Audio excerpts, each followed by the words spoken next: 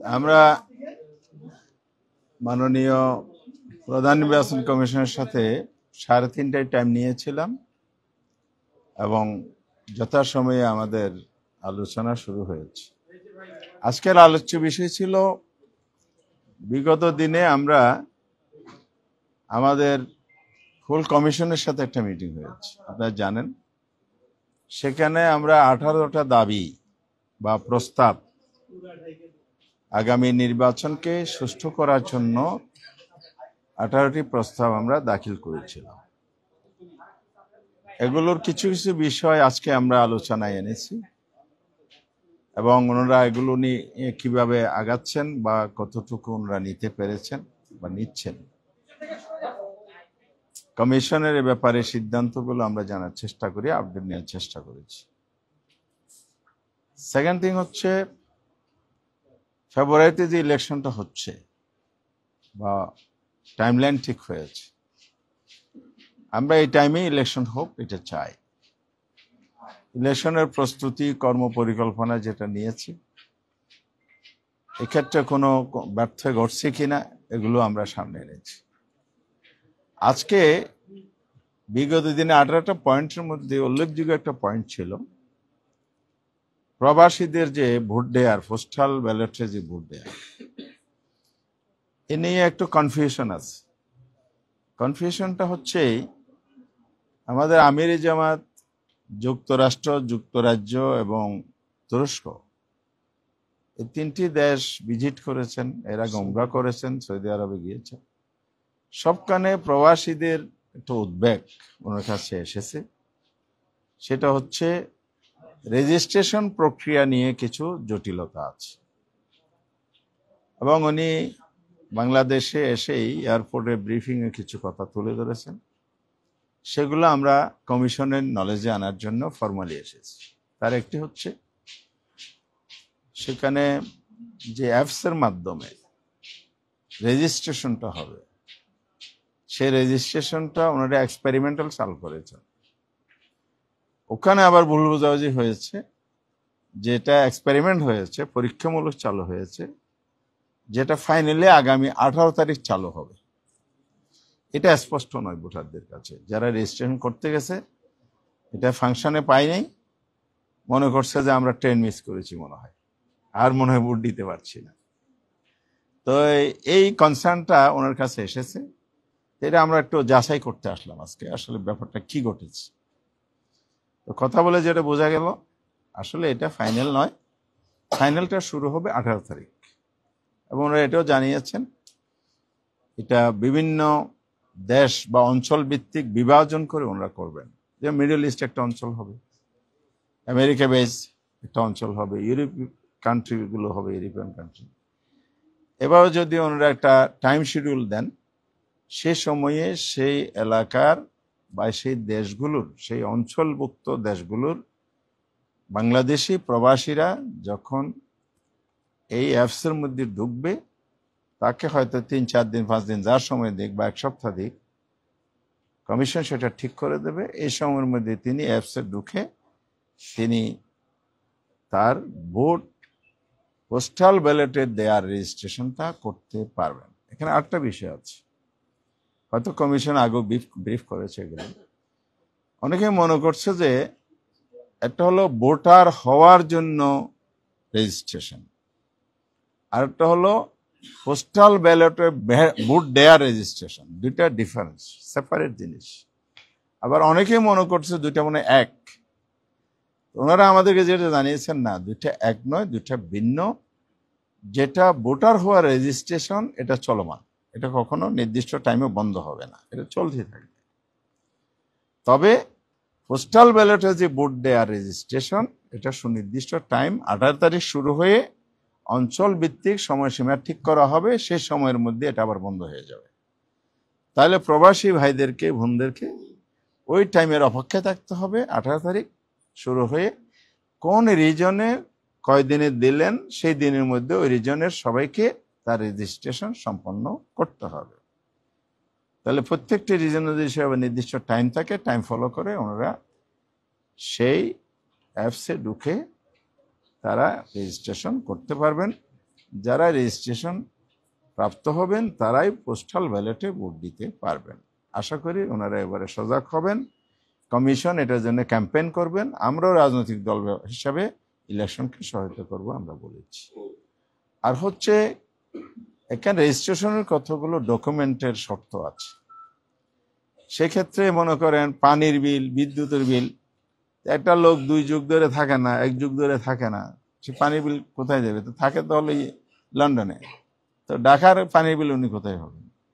বা তার ঠিকানাও নেই, সেই রকম চলে গেছেন। তো এই জন্য এই ধরনের কোনো যদি শর্ত থাকে এটা যেন এটা বাদ দেওয়া হয়। তো ওনারা আমাদেরকে নিশ্চিত করেছেন এই ব্যাপারটা ওনারা অবশ্যই এনশিওর করবেন, এটা হবে না। তো ওনারা মিনিমাম যেটা বা যেটার বেশি জোর দিচ্ছেন সেটা হলো জন্ম নিবন্ধন সনদ, এবং তিনি না থাকলে তার মা বাবার আইডি কার্ডটা আর একটা অ্যাড্রেস, এর মধ্যেই ওনারা সীমাবদ্ধ থাকবেন। তো এটা যদি হয়, এটার মধ্যেই যদি থাকেন, তাহলে আর ওই জামালা যেগুলো আছে বিল টিল ইত্যাদি এগুলোর মধ্যে আর কোনো সমস্যা থাকছে না।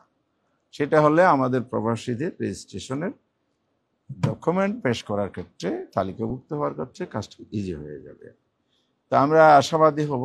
কমিশন যেহেতু এটা নতুন একটা উদ্যোগ নিয়েছে, পৃথিবীর বিভিন্ন জায়গায় এটা আরও আগে শুরু হয়েছে, আমরা যেটা 53 বা 54 বছরে পারি নাই। বাংলাদেশের অনেক কিছু তো পরিবর্তন হচ্ছে, বিশেষ করে এই জুলাই আগস্টের পরিবর্তন পর সংস্কারের পথ ধরে অনেক কিছু এখন নতুন পদক্ষেপ কার্যকর হতে যাচ্ছে।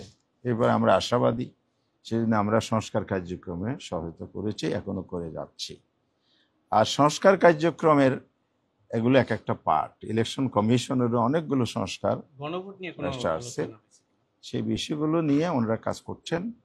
আর ইলেকশন কমিশনের এই সংস্কারের কারণে বা এই নতুন উদ্যোগের কারণে পোস্টাল ব্যালটে ভোট দেয়া এটা শুধু বিদেশে নয়, দেশের ভিতরেও অনেকগুলো আমাদের যারা ভোটার আছে, যারা ইলেকশন ডিউটি করে, কারাগারে আছে, অফিসিয়াল ডিউটি করে, ইত্যাদি ইত্যাদি মিলিয়ে এটা একটা ভালো কম্প্রিহেন্সিভ পোস্টাল ব্যালট ভোট কাস্টিংয়ের পদ্ধতি নিয়েছেন। এই জন্য আমরা কমিশনকে ধন্যবাদ জানাই। এবং আগামী দিনেও নভেম্বর এটা আশা করি প্রবাসীদের জন্য তার রাইট এস্টাবলিশ, কারণ প্রবাসীরা আমাদেরকে অনেক কিছু দিচ্ছে, এভিডেন্সটা তো বড়, তারা আমাদেরকে দিয়ে যাচ্ছে, তাদের রাইটটা আমরা এস্টাবলিশ করতে পারবো না, এটা হতে পারে না। এই জন্য রাজনৈতিক দল হিসেবে জামাত ইসলামের পক্ষ থেকে প্রথম দিনেই আমরা কমিশনকে দাবি করেছি, আমরা রিটার্ন দিয়েছি, এবং সংস্কার কমিশনে আমরা লিখিত দিয়েছি যে প্রবাসী ভোটাধিকার নিশ্চিত করতে হবে, আর পোস্টাল ব্যালট ভোট যেটা আছে এটা এফেক্টিভলি কার্যকর করতে হবে। তো আমরাও দাবি করেছি, ওনারও বিবেচনায় এনেছেন, সরকারও বিবেচনায় এনেছেন। আমরা আশাবাদী হব এটা একটা হিস্ট্রিক্যাল একটা রেকর্ড হবে, এবং বাংলাদেশের এই পদ্ধতি চালু হলে আগামী দিনে প্রবাসী এবং দেশের ভিতরে যারা ভোট দিতে পারে না, ভোট নেয়ার কাজে ব্যস্ত, কি একটা পিকুলিয়ার কারবার, আমি অন্যের ভোট নিচ্ছি, পরিশ্রম করতেছি, অথচ আমি আমার অধিকারটা পাচ্ছি না, এই প্রশ্নটা কিন্তু কষ্টটা ছিল, এটা দূর হবে লাগাবো। আরটা কি বললেন আপনি? গণভোটের বিষয়ে হ্যাঁ, গণভোটের বিষয়ে তো আপনারা জানেন গত পরশুদিন 8টি দল 3 তারিখেই আমরা বসছিলাম, আমাদের একটা 5 দফা দাবির ভিত্তিতে আন্দোলন চলমান আছে। সে আন্দোলনের মধ্যে আমরা মেইন ফোকাস দিয়েছি আদেশ জারি, জুলাই সনদের অধ্যাদেশ নয়, আদেশ জারি, এবং এটা বিলম্ব হয়ে যাচ্ছে, অনেক বিলম্ব হয়েও গেছে। আমরা জানি এ ধরনের আদেশ জারিতে 1 বা 2 দিন লাগে, সে জায়গায় আজকে অনেক দিন হয়ে গেল, প্রায় সপ্তাহ অতিক্রম করে গেছে, তো এখনো আদেশ জারি হয়নি। এটা আমরা বলেছি দ্রুত জারি, অবিলম্বে, অনতি বিলম্বে বলেছি।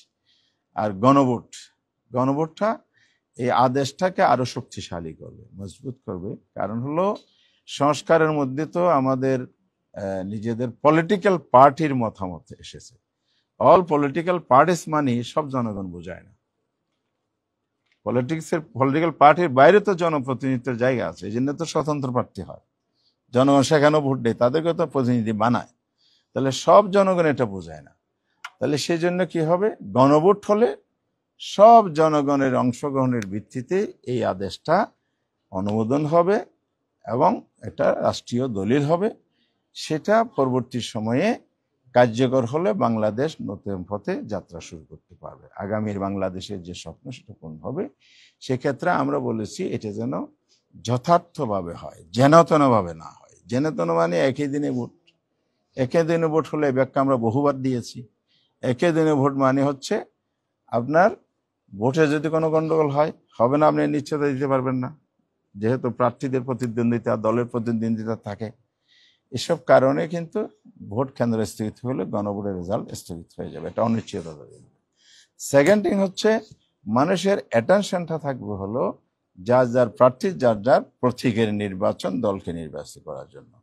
তাহলে গণভোটটা তখন ইগনোরেবল হয়ে যাবে, গণ হয়ে যাবে। সেক্ষেত্রে গণভোটের ভোট পড়বে কম।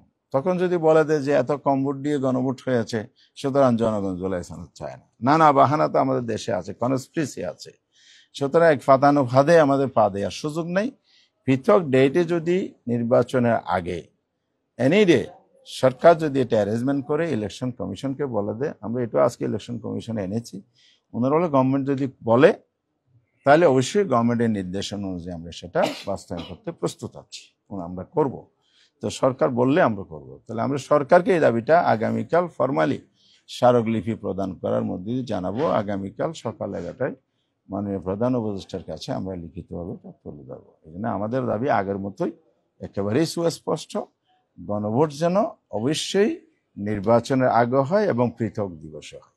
জি, আরপিওটাই হলো, এটা নিয়ে আপনাদের কোনো মতামত আছে কিনা? না, আরপিওর ব্যাপারে আমরা তো আগে বলেছি, গভর্নমেন্ট যেটা ডিসিশন নিয়েছে, যেহেতু 2 মাস ধরে কোনো রাজনৈতিক দলের কোনো অভিযোগ ছিল না, এটা পাবলিক হয়েছে, তাহলে আপনি 2 মাস ধরে কোনো কথা বলেন নাই, হঠাৎ করে আবার এটা উপদেষ্টা পরিষদ 23 তারিখ সিদ্ধান্ত নিল, আপনি একটা কমপ্লেন দিলেন, এটা কোনো যৌক্তিকতা নাই, চেঞ্জের সুযোগ নেই, আমরা বলেছি।